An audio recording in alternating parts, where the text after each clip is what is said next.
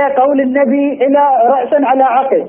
أنا أريد أن أقول له: هل كان أمر النبي صلى الله عليه وآله وسلم في حديث القرطاس بوحي أم باجتهاد؟ عندما قال: آتوني بكتف ودواء أكتب لكم كتاب، هل كان بوحي من الله؟ سيجيب سيجيب الشيخ.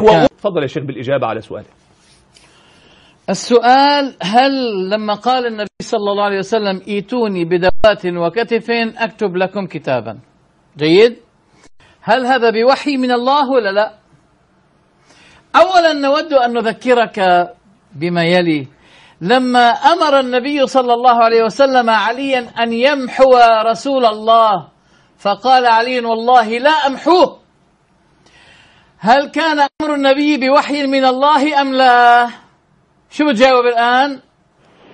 طبعا لحظة لا أنا لا ألزمك الآن، لأنه أنا يفترض أني أنا أجيب على السؤال، فهمت علي؟ بس هذه كما بيقولوا على الحاشي. يعني نقول أن النبي صلى الله عليه وسلم ما ينطق عن الهوى إن هو إلا وحي يوحى، لكن يجب علينا أن نحسن الظن بموقف عمر، وأنه كان مشفقا على رسول الله صلى الله عليه وسلم ولا يريد منه أن يتعب، لأن النبي صلى الله عليه وسلم كان في حال صعب، كان متعبا.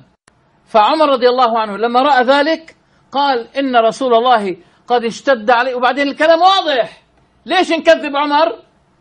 إذا كان عمر يقول اشتد عليه الوجع وهو ممن أثنى عليه الرسول وبشره بالجنة، كما في الحديث الذي في البخاري ومسلم لما قال لأبي هريرة: اذهب بنعلي هاتين فانطلق بهما، فمن وجدت عند الباب فأذن له وبشره بالجنة. فدخل أبو بكر ثم دخل عمر رضي الله عنه فأذن له أبو هريرة وبشره بالجنة، فعلي مبشر بالجنة. واضح؟ طيب، فإذا كان عمر المبشر بالجنة قال إن رسول الله قد اشتد عليه وجعه، أنا أسألك أنت، إذا كان الرجل صادق قال هالكلام، لماذا تريد أن تحمله غير ما هو ظاهر منه وتكذبه وهو مبشر بالجنة؟ شو عندك جواب الآن؟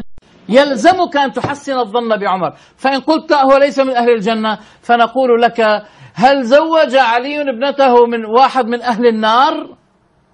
هل ترضى أن يزوج سيدنا علي ابنته أم كلثوم لرجل منع رسول الله؟ طيب، يجب لحظة حتى يجيب شيء. أنت ملزم بتحسين الظن لمن زوج علي ابنته له، ملزم. تفضل يا أبو زيد.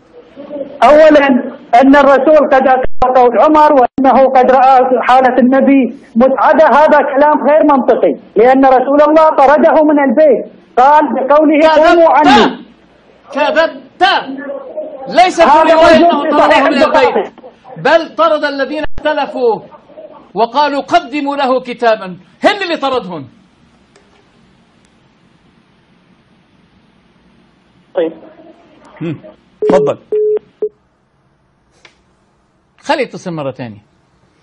الرواية أبدا ليس في أنه طرده من البيت،